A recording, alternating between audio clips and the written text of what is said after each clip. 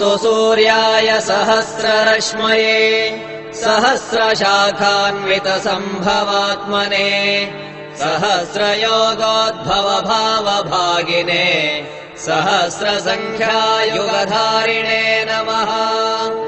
यन्मण्डलम् दीप्तिकरम् विशालम् रत्नप्रभम् तीव्रमनादिरूपम् दारिद्र्यदुःखक्षयकारणम् च पुनातु माम् दत्स विदुर्वरेण्यम्। यन्मण्डलम् देवगणैः सुपूजितम् विप्रैः स्तुतम् भावनमुक्तिकोविदम् तम् देवदेवम् प्रणमामि सूर्यम् पुनातु माम् दत्स विदुर्वरेण्यम्।